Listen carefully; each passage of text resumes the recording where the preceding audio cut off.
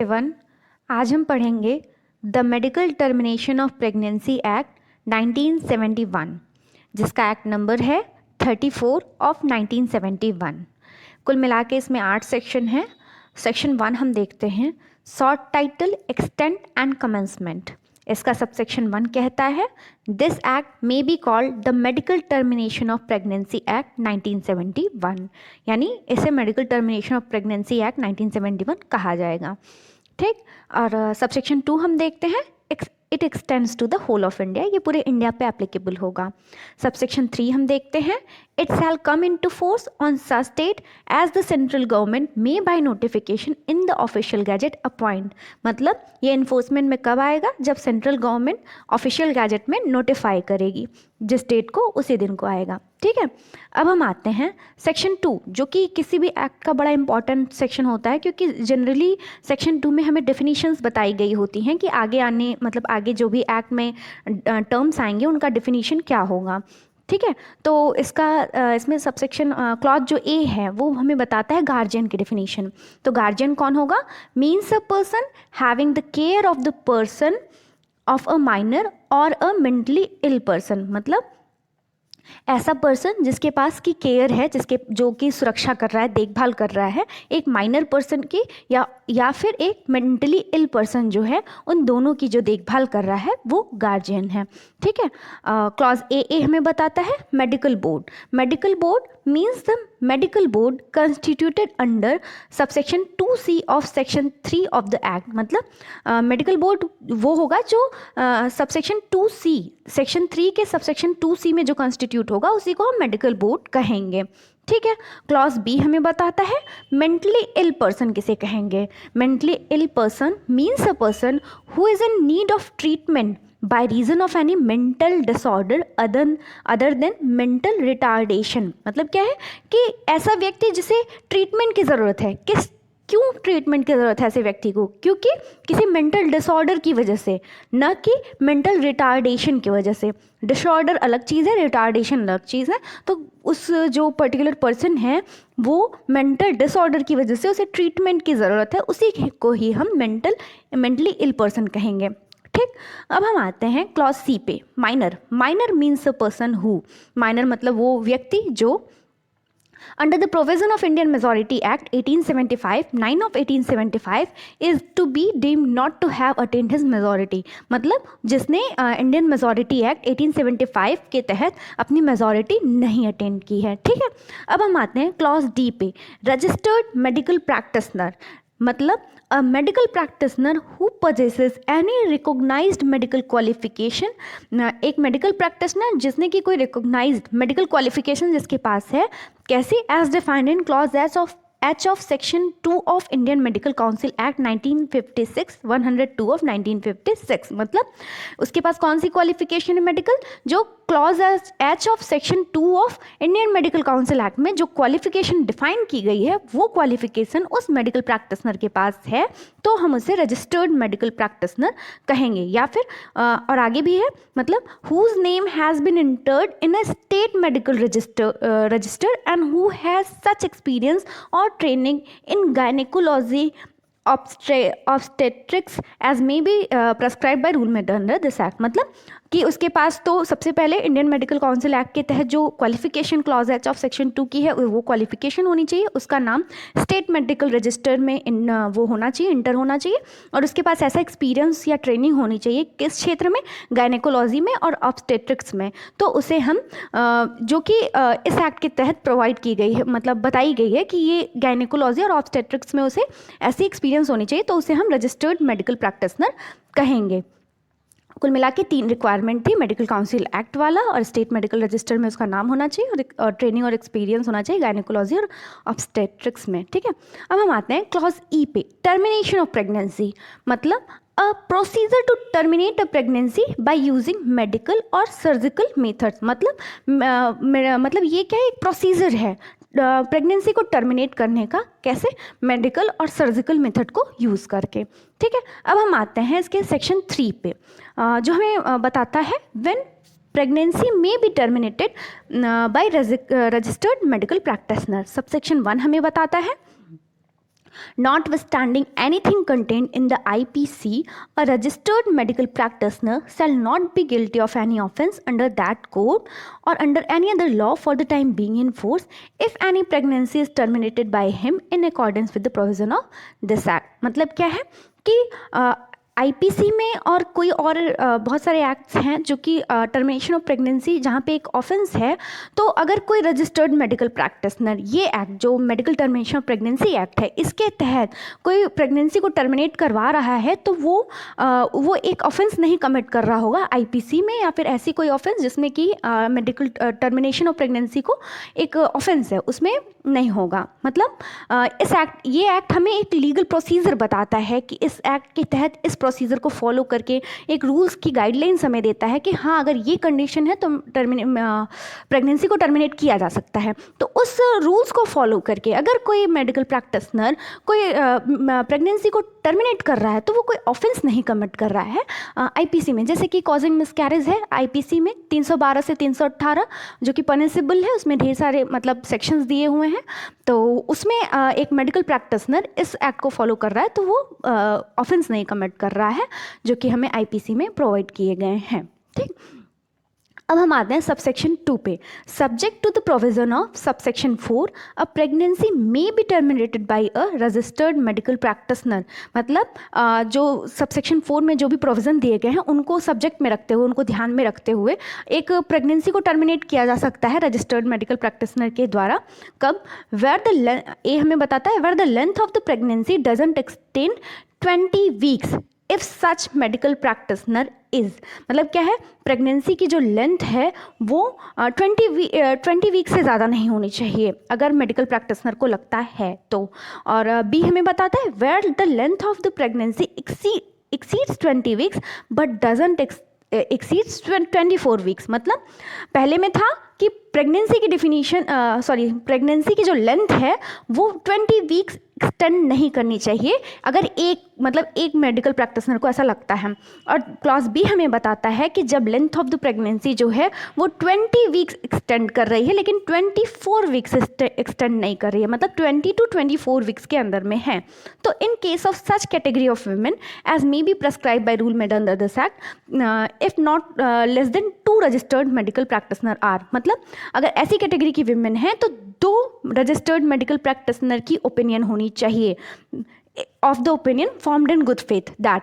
मतलब क्या है कि अगर क्लॉज ए हमें बताता है अगर 20 वीक्स की प्रेगनेंसी है तो एक मेडिकल प्रैक्टिशनर, और 20 से 24 वीक्स की अगर प्रेगनेंसी है तो 2 रजिस्टर्ड मेडिकल प्रैक्टिशनर की ये ओपिनियन होनी चाहिए गुड फेथ में। क्या हम देखते हैं 1 the continuance of the pregnancy would involve a risk to the life of the pregnant women और of grave injury to her physical और मेंटल हेल्थ। मतलब प्रेगनेंसी अगर कंटिन्यू किया जाएगा तो वो उस प्रेग्नेंट वुमेन के लाइफ के लिए रिस्क रहेगा या फिर उन्हें एक ग्रेव इंजरी होगी उनके फिजिकल या मेंटल हेल्थ को। मतलब क्या है कि प्रेगनेंसी अगर कंटिन्यू की जा रही है तो उनकी लाइफ, जो प्रेग्नेंट वुमेन है उनकी लाइफ को खतरा रहेगा या फिर उनकी मेंटल या फिजिकल हेल्थ के लिए ग्रेव इंजरी होगी। 2 कॉज हैं, 2 ग्राउंड्स हैं। फिर हम आते हैं 2 पे। There is a substantial risk that if the child were born it would suffer from any serious physical और मेंटल एबनॉर्मलिटी। ये क्या है कि एक सब्सटेंशियल रिस्क है कि यदि अगर वो बच्चा पैदा होता है तो उस बच्चे के अंदर कोई सीरियस फिजिकल या मेंटल एबनॉर्मलिटी होगी।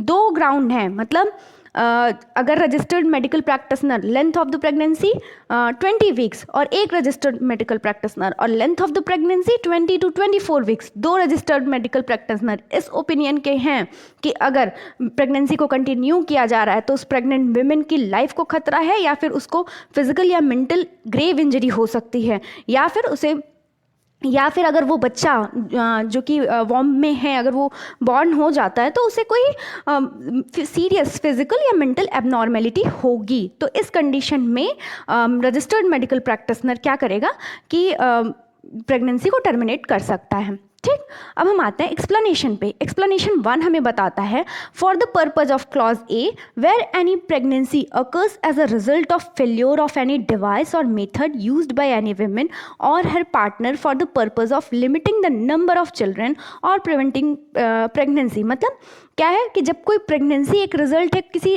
डिवाइस या मेथड जो कि विमेन ने या उसके पार्टनर ने यूज़ की थी बच्चे को चिल्ड्रन की नंबर को लिमिट करने के लिए या फिर प्रेगनेंसी को अवॉइड करने के लिए, ऐसी कोई डिवाइस या मेथड उन्होंने यूज़ किया था लेकिन वो फेल हो गया, तो प्रेगनेंसी ऐसे फेल्योर का रिजल्ट है, ऐसे डिवाइस के फेल्योर का रिजल्ट है। तो the angers caused by such pregnancy may be presumed to be constitute a grave injury to the mental health of the pregnant women। तो इस तरीके की जो प्रेगनेंसी है वो एंगुस कॉज जो एंगुस उस प्रेग्नेंट विमेन में दिमाग में वो कॉज कर रही है, तो इसे ही कहेंगे कि ग्रेव इंजरी हो रही है उस मेंटल हेल्थ पे, उस प्रेग्नेंट विमेन की मेंटल हेल्थ को ग्रेव इंजरी हो रही है। तो अगर प्रेगनेंसी इस तरीके से हो रही है तो उसे कहेंगे कि उस प्रेग्नेंट विमेन की मेंटल हेल्थ को ये ग्रेव इंजरी है। ठीक है, अब हम आते हैं एक्सप्लेनेशन 2 पे, जो कि हमें बताता है for the purpose of clause A and B where an pregnancy is allowed by the pregnant women to have been caused by the rape when the pregnancy is alleged by the pregnant women to have been caused by rape। मतलब क्या है कि अगर clause A and B के लिए जो pregnancy है, अगर प्रेग्नेंट women जो है वो प्रेगनेंसी उसको रेप से हुई है, तो the angers caused by pregnancy shall be presumed to constitute a grave injury to the mental health of the pregnant women। तो जो ऐसी प्रेगनेंसी जो कि रेप के थ्रू हुई है, तो वो भी प्रेग्नेंट women को ग्रेव इंजरी उसके मेंटल हेल्थ के लिए है। ठीक है, हमने ऊपर देखा था कि अगर उस विमेन को जो मेंटल हेल्थ और फिजिकल हेल्थ के लिए ग्रेव इंजरी है, तो हम ऐसी प्रेगनेंसी को हम क्या मतलब ये एक्ट उस प्रेगनेंसी को अलाउ करता है कि आप टर्मिनेट कर सकते हैं। तो ग्रेव इंजरी कैसे, इसमें एक्सप्लेनेशन 1 और एक्सप्लेनेशन 2 में एक्सप्लेन किया गया है। ठीक है, अब हम आते हैं 2A पे। The norm for the registered medical practitioner whose opinion is required for termination of pregnancy at different gestational age shall be such as may be prescribed by rule under this act। मतलब क्या है कि जो norms हैं कि registered medical practitioner की opinion के कि कब प्रेगनेंसी को टर्मिनेट किया जा सकता है कौन सी जेस्टेशनल एज पे, तो ये ऐसे ही होगा जैसे कि इस एक्ट में रूल बना के बताए गए हों। ठीक है, 2B the provision of subsection 2 relating to the length of the pregnancy shall not apply to the termination of pregnancy by the medical practitioner where such termination is necessitated by the diagnosis of any of the substantial fetal abnormality diagnosed by the medical board। अगर किसी medical board ने उस foetus के अंदर कोई जो है fetal abnormality observe की है, तो जो प्रेगनेंसी टर्मिनेट करने के लिए जो मेडिकल प्रैक्टिशनर की जो राय है वो नहीं चलेगी। वो अगर मेडिकल बोर्ड ने देखा कि कोई एबनॉर्मेलिटी है फीटस के अंदर, तो वो अलाउ कर देंगे कि हाँ जो प्रेगनेंसी है उसको टर्मिनेट किया जा सकता है। ठीक है, 2C हम देखते हैं। एवरी स्टेट गवर्नमेंट और union territory as the case may be shall by notification in the official gazette state government या यूनियन टेरिटरी जो है वो ऑफिशियल गैजेट में नोटिफाई करेगी और क्या करेगी, constitute a board to be called a medical board. क्या करेगी, एक मेडिकल बोर्ड को कंस्टिट्यूट करेगी for the purpose of this act to exercise such power and function as may be prescribe by rule under this act. मतलब इस act के अंदर एक मेडिकल बोर्ड को कंस्टिट्यूट करेगी, पावर एंड फंक्शन उन्हें प्रेस्क्राइब करेगी कि आप करिए, एक्सरसाइज करिए पावर एंड फंक्शंस। ठीक है, 2D हमें बताता है the medical board shall consist of the following. Medical board क्या करेगा, इन लोगों को कंसिस्ट करेगा। कौन कौन होगा मेडिकल बोर्ड में, अ गायनेकोलॉजिस्ट, एक गायनेकोलॉजिस्ट, अ पीडियाट्रिशियन और अ रेडियोलॉजिस्ट और सोनोलॉजिस्ट। और फिर D हमें बताता है such other number of members as may be notified in the official gazette by the state government और union territory as the case may be, और भी नंबर ऑफ मेंबर्स जो कि स्टेट गवर्नमेंट प्रेस्क्राइब करे। ठीक है, सबसेक्शन 3 हम देखते हैं। In determining whether the continuance of a pregnancy would involve such risk of injury to the health as is mentioned in subsection 2, account may be taken of the pregnant women's actual or reasonable foreseeable environment। मतलब क्या कि ये determine करने के लिए pregnancy क्या risk है, मतलब जो हेल्थ है उसकी प्रेग्नेंट वेमेन की हेल्थ के लिए जो इंजरी है उसको रिस्क क्या है इंजरी का, तो ऐसे में उसके इन्वायरमेंट को देखेंगे कि क्या क्या इंजरीज वेमेन को हो सकती है इस इन्वायरमेंट में रहने के लिए। ठीक है, ये चीज़ हमें बताई गई है कि इस जाहिर सी बात है आदमी जिस इन्वायरमेंट में रहेगा उसका इम्पैक्ट उसके ऊपर पड़ेगा। तो कैसे इन्वायरमेंट में वो पर्टिकुलर प्रेग्नेंट वेमेन रह रही है, वहाँ पे उसे क्या दिक्कतें हो सकती हैं, क्या उसकी इंजरी, उसकी हेल्थ को इंजरी हो सकती है, तो ये सब डिटरमाइन करने के लिए तो उसके एनवायरनमेंट को भी ध्यान में रखा जाएगा, देखा जाएगा। ठीक है, अब हम आते हैं क्लॉज 4 पे, सबसेक्शन 4 पे।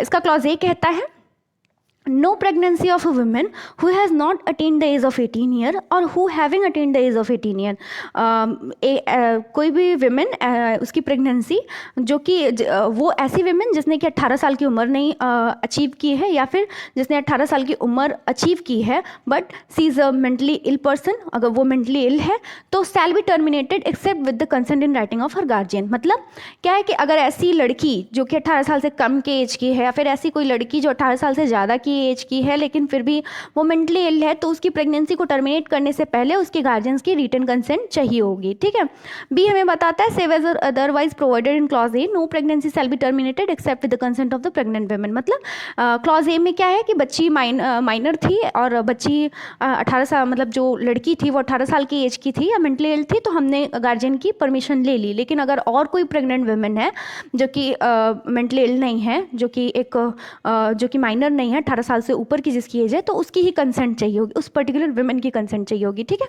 अब हम आते हैं सेक्शन 4 पे, place where pregnancy may be terminated.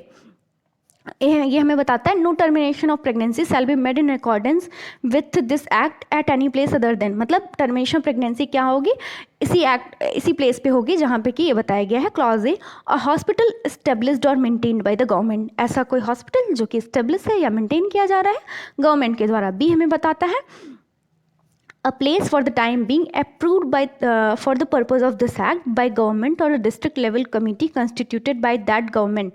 मतलब एक प्लेस ऐसा जो कि इस पर्पस के लिए है, मतलब टर्मिनेशन ऑफ प्रेगनेंसी के लिए अप्रूव किया गया है। किसके द्वारा अप्रूव किया गया है, गवर्नमेंट के द्वारा, या फिर डिस्ट्रिक्ट लेवल कमिटी जो है, जो कि गवर्नमेंट के द्वारा कॉन्स्टिट्यूट की हुई डिस्ट्रिक्ट लेवल कमिटी के द्वारा अप्रूव किया गया है with the chief medical officer और district health officer as the chairperson of the said committee। मतलब ये जो डिस्ट्रिक्ट लेवल कमेटी है, इसके जो हेड हैं, चीफ मेडिकल ऑफिसर हैं या फिर डिस्ट्रिक्ट हेल्थ ऑफिसर हैं, इन्होंने अपॉइंट किया है, अप्रूव किया है कि हाँ ये प्लेस इस पर्पज़ के लिए यूज़ होगा, या फिर गवर्नमेंट ने अप्रूव किया है। तो provided that the district level committee shall consist of not less than 3 and not more than 5 members including the chairperson as the government may specify for time to time.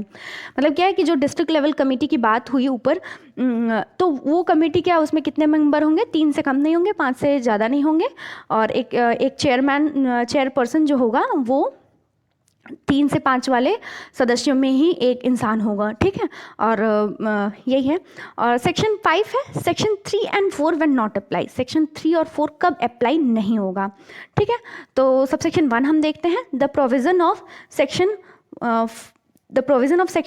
4 and so much of the provision of subsection 2 of section 3 as relate to the length of the pregnancy and the opinion of not less than 2 registered medical practitioners shall not apply to the termination of pregnancy by a registered medical practitioner in case where he is of opinion formed in good faith that the termination of such pregnancy is immediately necessary to save the life of a pregnant woman। क्या है कि section 4 की जो भी बातें हैं, कि section 4 में हमने पढ़ा कि प्रेगनेंसी कहाँ टर्मिनेट होगी, वो प्लेस कौन सा होगा, या फिर सबसेक्शन 2 ऑफ सेक्शन 3 की हमने जो बातें की लेंथ की कि 20 हफ्ते का है या फिर 20 to 24 वीक्स के बीच की जो भी हमने ऊपर सारी बातें पढ़ी, तो ये और ओपिनियन की बातें पढ़ी कि रजिस्टर्ड मेडिकल प्रैक्टिशनर की या 2 रजिस्टर्ड मेडिकल प्रैक्टिशनर की कंसेंट होनी चाहिए, ओपिनियन होनी चाहिए, वो ऐसी कंडीशन में नहीं अप्लाई होगी जब किसी रजिस्टर्ड मेडिकल प्रैक्टिशनर की ये ओपिनियन है गुड फेथ में कि प्रेगनेंसी को टर्मिनेट करना बहुत ज़्यादा इमीडिएटली नेसेसरी है, क्योंकि उस प्रेग्नेंट वुमेन की लाइफ हमें बचानी है। तो ये जो भी हमने अभी ऊपर पढ़ा ये एप्लीकेबल नहीं होगा, क्योंकि हमें प्रेग्नेंट वुमेन की लाइफ बचानी है। ठीक है, सबसेक्शन 2 हम देखते हैं, notwithstanding anything contained in the IPC, the termination of pregnancy by a person who is not a registered medical practitioner shall be an offence punishable with rigorous imprisonment for a term which shall not be less than 2 years but which may extend to 7 years under that code, and that code shall to this extent stand modified। मतलब क्या, termination of pregnancy ऐसे आदमी के द्वारा जो कि registered medical practitioner नहीं है, वो एक ऑफेंस होगा और उसकी पनिशमेंट क्या होगी, रिगरस इम्प्रिजनमेंट होगी 2 से 7 साल तक की, ठीक है। और सबसेक्शन 3 हमें बताता है whoever terminates any pregnancy in a place other than mentioned in section 4 shall be punishable with rigorous imprisonment for a term which shall not be less than 2 years but which may extend to 7 years। मतलब अगर कोई इंसान जिसने कि section 4 में जो जो place बताई गई थी कि गवर्नमेंट हॉस्पिटल होना चाहिए या फिर डिस्ट्रिक्ट लेवल कमेटी और गवर्नमेंट जिस प्लेस को अप्रूव करें वो प्लेस होना चाहिए, ये हमने सेक्शन 4 में पढ़ा था। तो अगर वहाँ को छोड़ के किसी और जगह पे कोई और पर्सन जो है कि टर्मिनेट कर रहा है प्रेगनेंसी को, तो उसकी जो पनिशमेंट होगी वो होगी रिगरस इम्प्रिजनमेंट होगी 2 से 7 साल तक की, ठीक है। 2 साल की होगी, 7 साल तक एक्सटेंड किया जा सकता है। सबसेक्शन 4 हमें बताता है any person being owner of a place which is not approved under clause B of section 4 shall be punishable with rigorous imprisonment for a term which shall not be less than 2 years but which may extend to 7 years। या आप देखिए जो अभी तक हमने देखा था जिसने प्रेगनेंसी को टर्मिनेट करवाया था किसी दूसरी जगह पे जो कि अप्रूव्ड नहीं थी, लेकिन अगर सबसेक्शन 4 में हम देखते हैं कि जो पर्सन जो कि उस प्लेस का मालिक है, ओनर है, उसको पता है और उसके यहाँ जो प्रेगनेंसी उसको टर्मिनेट किया जा रहा है और वो प्लेस अप्रूव नहीं है, तो उसे भी सज़ा हो सकती है रिगरस इम्प्रिजनमेंट 2 साल की जो कि 7 साल तक एक्सटेंड कर सकती है। एक्सप्लेनेशन 1 हमें बताता है for the purpose of this section the expression owner in relation to a place means any person who is administrative head or otherwise responsible for the working of a maintenance of a hospital or place by whatever name called whether where the pregnancy may be terminated under this act। मतलब क्या है कि owner किसे कहेंगे, ऐसे place का owner किसे कहेंगे? ओनर वो पर्सन है जिसके पास उसका जो कि वहाँ का एडमिनिस्ट्रेटिव हेड है या फिर उसकी वर्किंग के लिए वो रिस्पॉन्सिबल है और या फिर मेंटेनेंस करवा रहा है उसकी वर्किंग, उस प्लेस की वर्किंग के लिए वो रिस्पॉन्सिबल है या फिर वो उसका एडमिनिस्ट्रेटिव हेड है, तो ऐसे पर्सन को हम ओनर कहेंगे। क्योंकि हमने देखा ओनर के लिए भी पनिशमेंट है, ओनर को भी 2 साल की सजा हो सकती है जो कि 7 साल तक जा सकती है, ठीक है। एक्सप्लेनेशन 2 हम देखते हैं for the purpose of this section so much of the provision of clause D of section 2 as relates to the position by registered medical practitioner of experience or training in gynecology and obstetrics shall not apply। मतलब क्या है कि इस section में जो provision है clause D of section 2 के, जैसे कि इसमें था कि रजिस्टर्ड मेडिकल प्रैक्टिशनर के पास एक्सपीरियंस होना चाहिए गायनेकोलॉजी या ऑब्स्टेट्रिक्स में, तो वो इस सेक्शन के लिए अप्लाई नहीं होगी, ठीक है। 5A हमें बताता है protection of privacy of a women की प्राइवेसी का प्रोटेक्शन होगा। मतलब सबसेक्शन 1 हमें कहता है no registered medical practitioner shall reveal the name and other particulars of a women whose pregnancy has been terminated under this act. मतलब क्या है, रजिस्टर्ड मेडिकल प्रैक्टिशनर रिवील नहीं करेगा, क्या रिवील नहीं करेगा?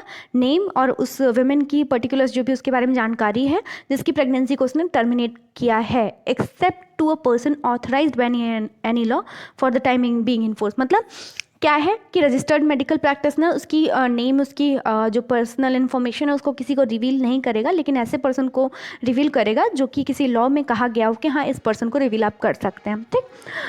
2 है whoever contravenes the provision of subsection 1 shall be punishable with imprisonment which may extend to 1 year or with fine or with both। अगर जो कोई भी रजिस्टर्ड मेडिकल प्रैक्टिशनर अगर सबको बता देता है, गीत गा देता है, तो उसको क्या होगी, उसको सज़ा होगी 1 साल की और फाइन भी हो सकता है। मतलब वो सबको रिवील कर देता है, जबकि ये है सबसेक्शन 1 हमें कहता है कि रिवील नहीं करना है, तो उसे क्या होगा, 1 साल की सज़ा हो सकती है। अब हम देखते हैं सेक्शन 6 जो कि हमें बताता है रूल मेकिंग पावर के बारे में। तो rule making power central government के पास है। सेंट्रल गवर्नमेंट रूल बनाएगी ऑफिशियल गैजेट में नोटिफिकेशन के थ्रू, और वो रूल क्या होंगे ये हमें सबसेक्शन 2 बताता है कि ए द एक्सपीरियंस और training or both which a registered medical practitioner shall have if he intends to terminate any pregnancy under this act. मतलब हमने देखा कि रजिस्टर्ड मेडिकल प्रैक्टिशनर के पास एक्सपीरियंस और ट्रेनिंग होनी चाहिए, तो वो ट्रेनिंग और एक्सपीरियंस कितना होगा ये हमें कौन बताएगा, मतलब ये कौन डिटरमाइन करेगा, ये सेंट्रल गवर्नमेंट डिटरमाइन करेगी। ए हमें बताता है the category of women under clause B of subsection 2 of section 3। कौन सी जो सबसेक्शन 3 सेक्शन 3 के सबसेक्शन 2 में के क्लॉज बी में जो वुमेन की कैटेगरी है वो सेंट्रल गवर्नमेंट हमें बताएगी। ए बी हमें बताता है the norms for the registered medical practitioner whose opinion is required for termination of pregnancy at different gestational age under subsection 2A of section 3। मतलब क्या है कि सेक्शन 3 के सबसेक्शन 2A में जो डिफरेंट जेस्टेशनल एज में जो प्रेगनेंसी को टर्मिनेट करने की बात है, तो रजिस्टर्ड मेडिकल प्रैक्टिशनर के पास क्या नॉर्म होंगे ये भी सेंट्रल गवर्नमेंट स्पेसिफाई करेगी। The power and function of the medical board constituted under subsection 2C of section 3, medical board जो सबसेक्शन 2C और सेक्शन 3 के कंस्टिट्यूट किया गया है उसका पावर या फंक्शन क्या होगा। और भी हमें बताता है such other matters as required to be और may be provided by rule made under this act, मतलब कोई और भी मामले जो कि सेंट्रल गवर्नमेंट या फिर इस रूल के अंदर जो भी बताया गया हो, प्रोवाइड किया गया हो, उस पर सेंट्रल गवर्नमेंट रूल बना सकती है। जो सबसेक्शन 3 है वो हमें नॉर्मल सी बात बताता है कि जब ये रूल बनेंगे, सेंट्रल गवर्नमेंट बनाएगी, तो उसे बोथ हाउसेज ऑफ पार्लियामेंट के पास रखा जाएगा, 30 डेज़ के अंदर में रखा जाएगा, या फिर एक सेशन में या फिर दो सक्सेसिव सेशन में। 30 डेज़ का लिमिट ही होगा पर 2 सक्सेसिव सेशन में रखा जाएगा, और फिर दोनों हाउसेज जब एग्री होंगे तभी इस रूल को पास किया जाएगा। तो ये चीज़ हमें सबसेक्शन 3 बताता है। अब हम आते हैं सेक्शन 7 पे, पावर टू मेक रेगुलेशन। तो स्टेट गवर्नमेंट रेगुलेशन बनाएगी, क्या क्या रेगुलेशन बनाएगी देखते हैं। A, require any such opinion as is referred to in subsection 2 of section 3 to be certified by a registered medical practitioner or practitioner concern in such form and at such time as may be specified in such regulation and the preservation or disposal of such certificate. मतलब कि जो subsection 2 of section 3 में जो opinion थी उसको registered medical practitioner के द्वारा certify करने के लिए जो रेगुलेशन होगा कि किस फॉर्म में कैसे होगा, ये सारी चीज़ें वो बताएगी, उस रेगुलेशन में स्पेसिफाई करेगी स्टेट गवर्नमेंट। मतलब क्या था कि ओपिनियन को रजिस्टर्ड मेडिकल प्रैक्टिशनर सर्टिफाई कैसे करेगा, इस चीज़ के बारे में रेगुलेशन बनाने का राइट स्टेट गवर्नमेंट के पास है। बी क्या है, require any registered medical practitioner who terminates a pregnancy to give intimation of such termination and such information relating to the termination as may be specified in such regulation। मतलब क्या है, किसी registered medical practitioner जो कि किसी pregnancy को terminate कर रहा है वो क्या करेगा, ऐसी प्रेगनेंसी की टर्मिनेशन की इंटीमेशन किसे देगा, कब देगा, इसके बारे में भी रेगुलेशन स्टेट गवर्नमेंट बनाएगी। ठीक।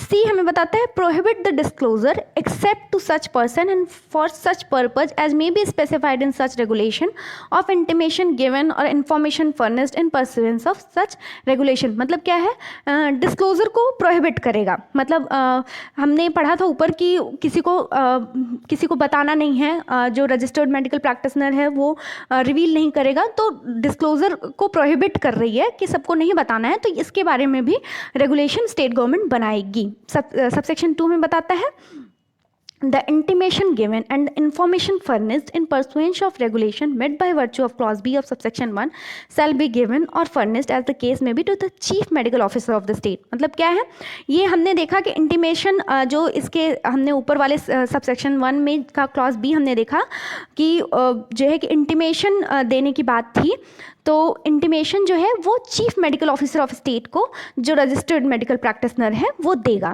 ठीक, chief medical officer of the state को इंटीमेशन देने की बात कही गई है। 2A हमें बताता है every regulation made by the state government under this act shall be laid as soon as may be after it is made before the state legislature. जो भी रेगुलेशन स्टेट गवर्नमेंट बनाएगी वो स्टेट लेजिस्लेचर के सामने रखा जाएगा। Subsection 3 हमें बताता है एनी पर्सन हु विलफुली कंट्रावीन्स और wilfully fails to comply with the requirement of any regulation made under subsection 1 shall be liable to be punished with a fine which may extend to 1000 रुपी। मतलब उन्होंने state government ने जो भी ऊपर regulation बनाया उस regulation को अगर कोई पर्सन विलफुली कंट्रावीन कर रहा है या ऑब्जर्व नहीं कर रहा है तो क्या होगा, उसके ऊपर 1000 रुपी की फाइन लग सकती है। ठीक, अब हम आते हैं सेक्शन 8 पे, protection of action taken in good faith. मतलब no suit or other legal proceeding shall lie against any registered medical practitioner for any damage caused or likely to be caused by anything which is in good faith done or intended to be done under this act. मतलब क्या है कि कोई भी registered medical practitioner अगर उसने good faith में कोई काम किया और कोई डैमेज हो गया या फिर डैमेज होने की संभावना है तो उसके ऊपर कोई सूट या लीगल प्रोसीडिंग नहीं होगी, क्योंकि उसका इंटेंशन गुड था, उसने गुड फेथ में वो काम किया है। तो इस तरीके से सेक्शन 8 उन्हें इम्यूनिटी देता है रजिस्टर्ड मेडिकल प्रैक्टिशनर को। तो हमने पढ़ लिया ये medical termination of pregnancy act को हमने पढ़ लिया। कुल 8 सेक्शन थे और उम्मीद करती हूँ कि आपको ये एक्ट पसंद आया होगा। Thank you so much. Thank you.